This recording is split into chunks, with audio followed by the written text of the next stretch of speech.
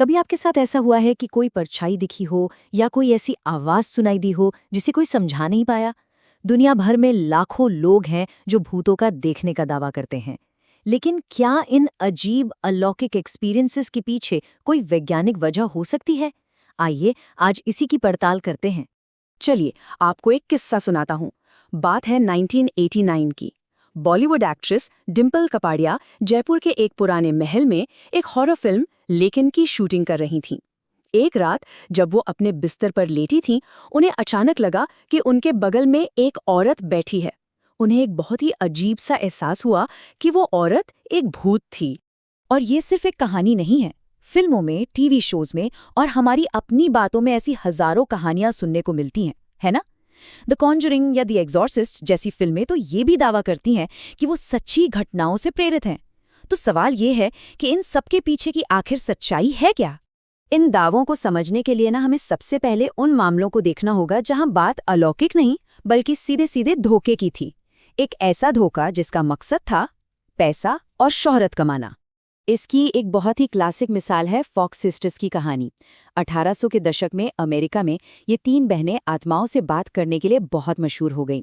वो लोगों के सवालों के जवाब में दीवारों पर रहस्यमयी खटखट की आवाज़ें निकालती थीं और इन सेशन से उन्होंने खूब पैसा कमाया।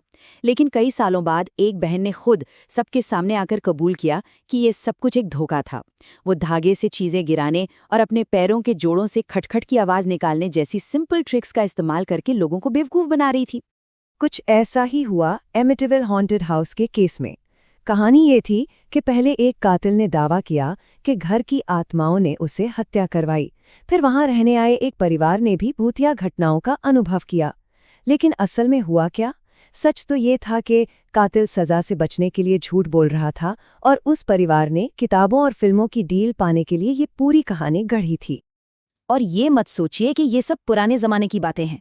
हाल ही में स्टीव हफ नाम के एक आदमी ने दावा किया कि वो दिवंगत एक्टर सुशांत सिंह राजपूत की आत्मा से बात कर रहा है और इसे यूट्यूब पर पोस्ट कर दिया।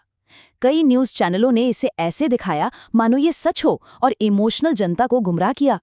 असल में वो आत्मा की आवाज़ एक पुराने इंटरव्यू से लिए गए ऑडियो क्लिप्स को तोड़ मरोड़ कर बनाई गई थी। और हैरानी की बात जानते हैं क्या है? इस सच्चाई को उजागर करने वाली खबर को मीडिया में लगभग कोई कवरेज ही नहीं मिली। लेकिन हर कोई जानबूझकर धोखा नहीं दे रहा होता। कई बार लोग सच में मानते हैं कि वो कुछ अलौकिक, कुछ पैरानॉर्मल एक्सपीरियंस कर रहे हैं। ऐसे मामलों में जवाब भूतों में नहीं बल्कि हमारे अपने दिमाग में छिपा होता है। इसे कहते हैं आइडियोमोटर इफेक्ट। सुनने में थोड़ा टेक्निकल लगता है ना?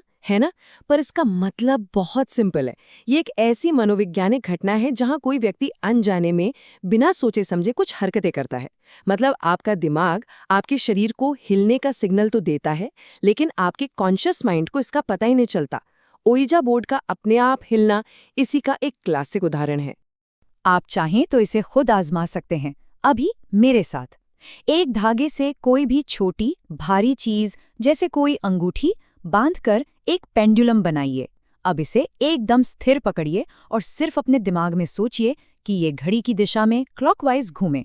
आप हैरान हो जाएंगे जब आपका दिमाग आपके हाथ को अनजाने में छोटे छोटे सिग्नल भेजेगा और पेंडुलम सच में घूमने लगेगा। इसका एक और बड़ा मजेदार सबूत है ओइजा बोर्ड का ब्लाइंड फोल्ड टेस्ट।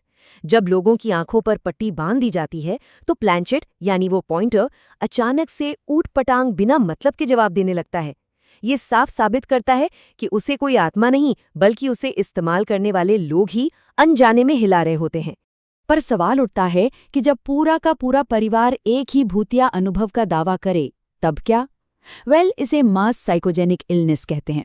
इसमें होता ये है कि एक प्रभावशाली व्यक्ति का भ्रम या विश्वास उसके करीबी लोगों में फैल जाता है और फिर वो भी वही देखने और महसूस करने लगते हैं, चाहे वो भूत हो या कोई और वहम, जैसा कि दिल्ली के बुरारी केस में देखा गया था। अच्छा, और उन हॉरर फिल्मों का क्या जो दावा करती हैं कि वो सच्ची घटनाओं से प्रेरित हैं? यहाँ प्रेरित शब्द पर ध्यान देना बहुत जरूरी है। अक्सर असली कहानी में एक लॉजिकल एक्सप्लेनेशन होती है, जैसे कि किसी का मानसिक रोग जिसका पता न चला हो। फिल्म वेरोनिका इसका एक अच्छा उदाहरण है, जहां असली कहानी को सिनेमा के लिए बहुत ज्यादा बदल दिया गया था। तो हमने धोखे की बात की, मनोविज्ञान की बात की। अब एक और पहलू है, टेक्नोलॉजी का गलत इस्तेमाल। चलिए टीवी के घोस्ट हंटर्स जो उपकरण इस्तेमाल करते हैं, उनके तथाकथित विज्ञान का विश्लेषण करते हैं। टीवी शोज में जो ये बड़े बड़े उपकरण दिखाते हैं, वो असल में क्या पकड़ते हैं? चलिए देखते हैं। इंफ्रारेड कैमरा वो भूत नहीं बल्कि तापमान में आए बदलाव को पकड़ता है, जैसे किसी कुर्सी पर बैठने के बाद बची हुई गर्मी। ईएमएफ मीटर वो आत्मा की ऊर्जा नहीं बल्कि पास रखे किसी सेल फोन या कैमरे की बैटरी से निकलने वाली तरंगों को दिखाता है। और मोशन सेंसर, अरे वो तो एक चूहे के गुजरने से भी चालू हो सकता है। तो इन सब बातों से हम कहाँ पहुँचते हैं? देखिए, हमें मनोरंजन और अंधविश्वास के बीच का जो बारीक फर्क है ना, उसे समझना होगा। तो वापस चलते हैं डिम्पल कपाड़िया की कहानी पर। उनका क्या हुआ? जब उन्होंने अपना ये अनुभव बताया तो उन्हें एक बहुत ही सिंपल और तर्कसंगत जवाब मिला। उनसे कहा गया, डिम्स सुनो, तुम पूरे दिन एक भूत का किरदार निभा रही हो, तो जाहिर है रात में तुम्हारे दिमाग में वही बात रह गई होगी और तुम्हें लगा कि तुम्हारे साथ कोई और है। एक डरावनी फिल्म देखने में, उसे एंजॉय करने में कोई बुराई नहीं है। समस्या तब शुरू होती है जब अंधविश्वास को सच बनाकर पेश किया जाता है, लोगों को बेवकूफ बनाया जाता है और उनके डर से मुनाफा कमाया जाता है। तो असली सवाल ये नहीं है कि भूत सच हैं या नहीं। असली सवाल तो ये है कि हम एक अच्छी डरावनी कहानी का मजा कैसे लें बिना किसी अंधविश्वास का शिकार हुए। ये एक बहुत बारीक रेखा है जिसे समझना हम सबके लिए बहुत जरूरी है।